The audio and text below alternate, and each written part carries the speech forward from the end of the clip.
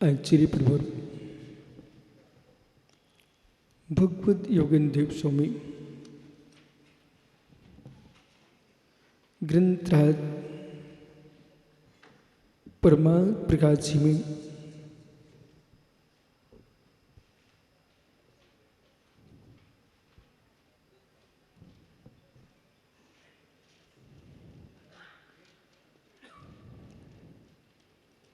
आत्म ध्रुवी के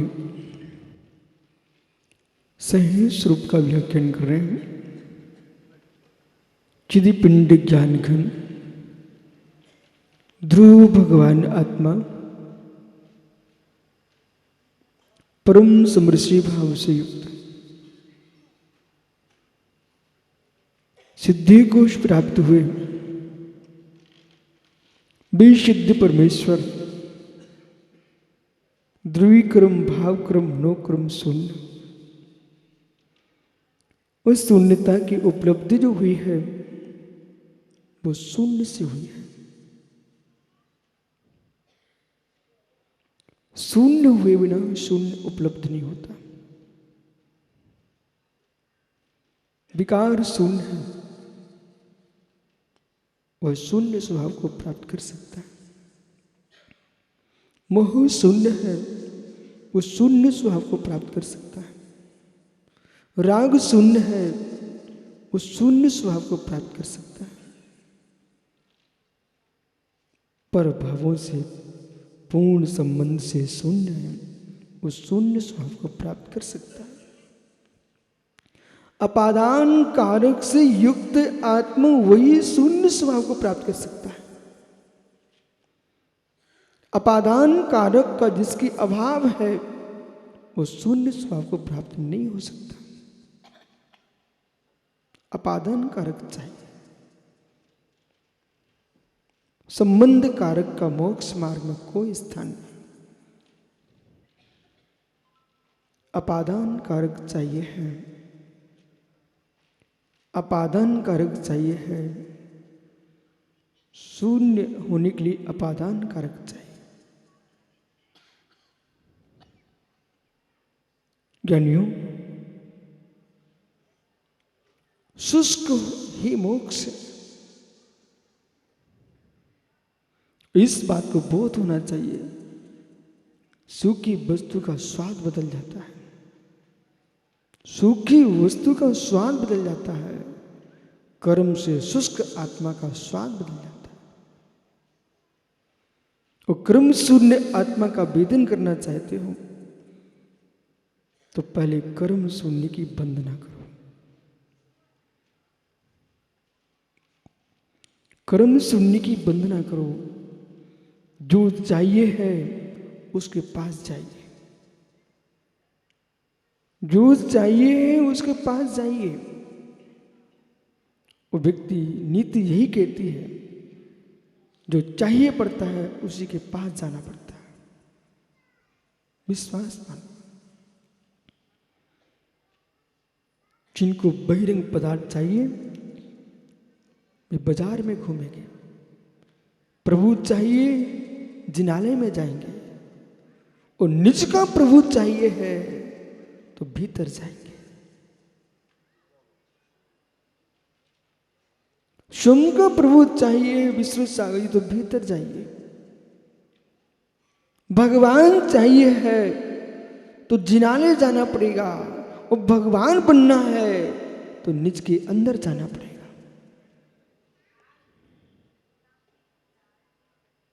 जो जीव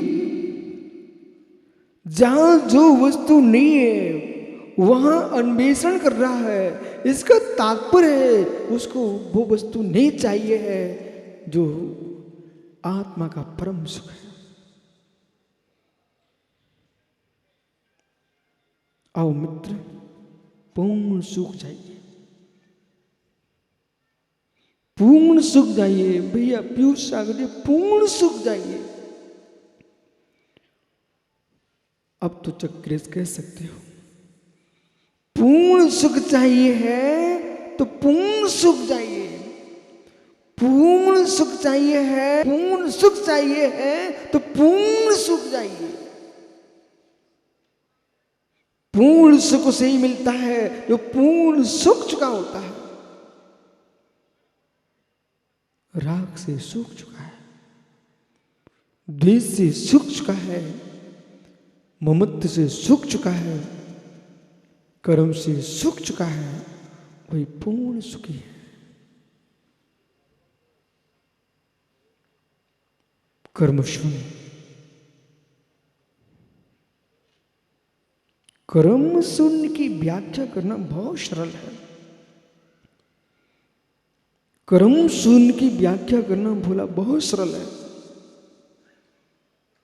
उसको तो जय निशान भी कर देंगे, आप भी कर दोगे, अभिषेक कर देगा, बंगला कर देगा। कर्म शून्य की व्याख्या करना बहुत सरल है। ममत्व शून्य होना कठिन है। प्रमोद मामा, कर्म शून्य की व्याख्या तो शास्त्रों में लिखी, आप पढ़ दोगे। मोक्ष कर्म शून्य है, मोक्ष मार्ग कर्म शून्य नहीं है। समझने का प्रयास करो मैं क्या बोल रहा हूं। मोक्ष शाश्वत जी कर्म शून्य है, लेकिन मोक्ष मार्ग कर्म शून्य नहीं है। मोक्ष मार्ग ममत्व शून्य है। और यदि चुल्लक श्रुत सागर जी ममत्व शून्य नहीं हो सका जीव तो मोक्ष मार्ग ही नहीं है। ममत्व शून्य नहीं हो सका जीव, मोक्ष मार्ग ही नहीं है। और जो मोक्ष मार्ग ही नहीं है वो कर्म शून्य नहीं हो सकता। कर्म शून्य की व्याख्या हम शास्त्रों को पढ़ के कर सकते हैं, पर ममत्व शून्य जीवन शास्त्रों को पढ़ के नहीं मिलेगा। ममत्व शून्य जीवन पर भावों से भिन्न होकर जियोगे तब मिलेगा। भावांतरक्षते, भावांतरक्षते। कर्म शून्य जीवन कि ममत्व शून्य जीवन, कठिन क्या है? कर्म शून्य जीवन जीना कठिन है कि ममत्व शून्य जीवन जीना कठिन है? कर्म शून्य जीना किंचित भी कठिन नहीं है। निर्ग्रंथों, कर्म शून्य जीवन जीना किंचित भी कठिन नहीं है। कर्म शून्य जीवन में अव्याभास सुख है। कर्म शून्य जीवन में अव्याभास सुख है। ममत्व शून्य जीवन जीने के लिए सप्तम गुणस्थान के ऊपर चढ़ना पड़ेगा। कर्म शून्य जीवन जीने वाला आयु, इंद्रिय, बल, श्वास इन प्राणों से जीता ही नहीं है।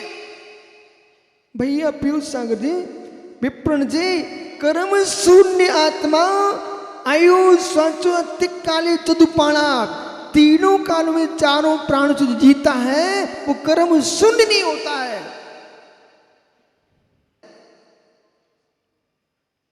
ध्रुव संग्रह से भी निखिल प्रवचन होता है। चैतन्य प्राण जो है वे आत्मा के नाश को प्राप्त नहीं होते। शुद्ध चैतन्य प्राण, शुद्ध परम पारमिक भाव, शुद्ध चैतन्य प्राण, शुद्ध परम पारमिक भाव से युक्त जो जीव जीता है उसके लिए मेरे मित्र वह उत्पन्न होता है, नाश नहीं होता। शुद्ध चैतन्य प्राण जीव प्रकट कर लेता है लेकिन नाश नहीं होता है।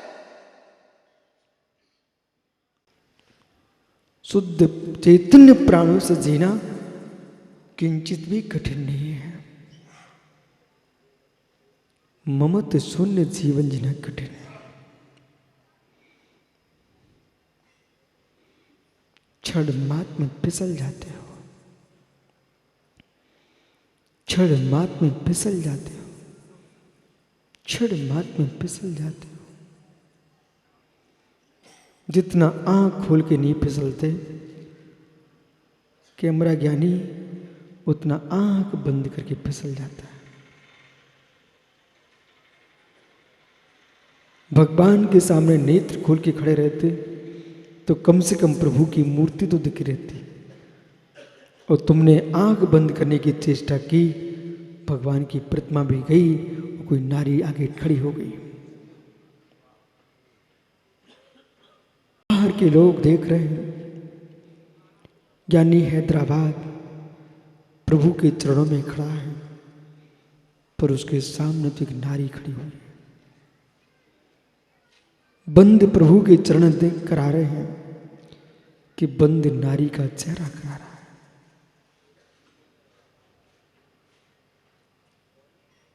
क्या हो गया?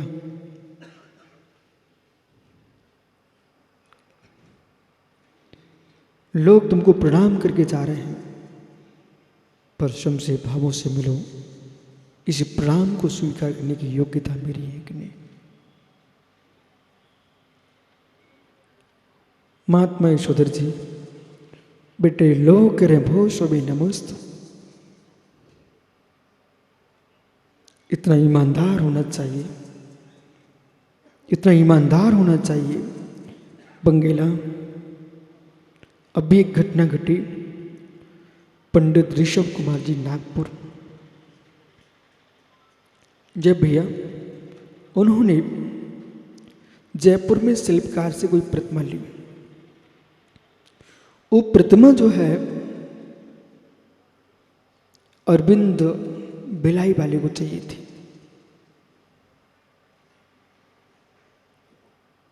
पंडित जी प्रतिमा का द्रव्य दे करके स्वर्गस्थ हो गए। अरविंद भिलाई वाले ने जाकर के जयपुर में प्रतिमा वाले को प्रतिमा की नौछार राशि थी।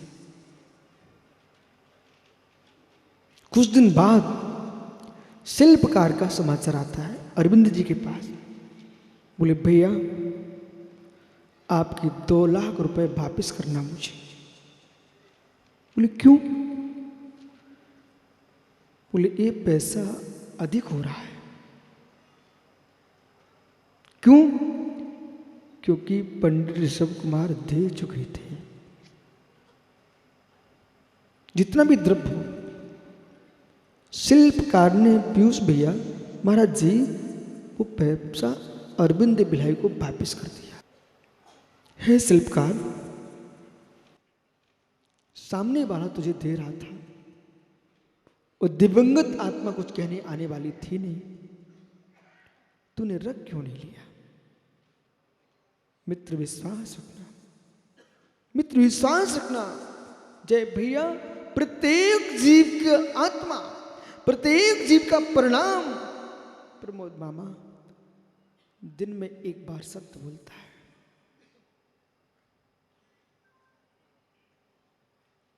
जो अज्ञानी अपने सत्य भावों को चकनाचूर कर देता है, वही पाप कर सकता है। हर व्यक्ति की आत्मा कहती है ये तुमने गलत किया है। शिल्पकार दिवंगत जीव के द्रव्य को झेल नहीं सका। उसने 15 दिन बाद समाचार दिए, भैया अपना द्रव्य वापस ले लीजिए। हे मुनीश्वर, महात्मा समत्व सागर जी, यही तो मैं देख रहा हूं, शिल्पकार ने पैसा वापस कर दिया। क्या स्वामी, जब कोई जीव कसाय में बैठा है, राग देश के परिणाम से युक्त है, और विशुद्ध सागर ने कहा महाराज भगवान भावलिंगी श्रवण आपको नमोस्तु, तो आपको मेरा नमोस्तु वापस कर देना चाहिए। बोले क्यों? अभी मैं मुनि के रूप में नहीं हूं।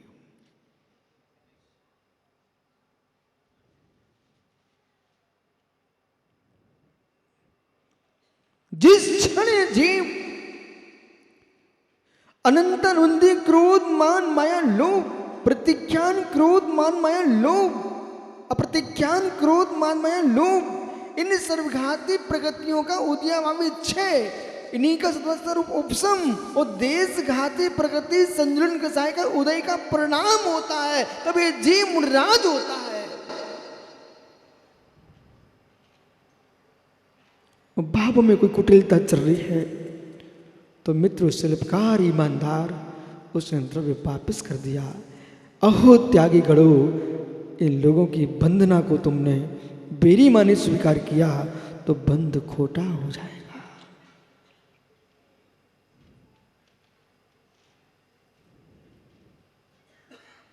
बंध खोटा हो जाएगा। एक इंदौर के पास बांकानेर करके नगर है, आपने जय भैया सुना हो बांकानेर। बांकानेर में एक डोसी परिवार है। उनके पिता ने व्यापार किया कपास का, वो अनेक प्रकार का। जब अरबपति खरबपति हो चुके, वो विदाई की बेला आई, उन्होंने अपने बेटे पवन डोसी को बुलाया। बोले बेटे, अब मुझे तू एक शून्य कमरे में छोड़ दे, लेकिन मेरी बात सुन। उनके पास सबकी फाइल थी। दादा बाबूलाल जी ध्यान से सुनना है, सब लिखा हुआ था दादा के पास। बोले बेटा, इतनी इतनी लोगों को बुला लीजिए आप।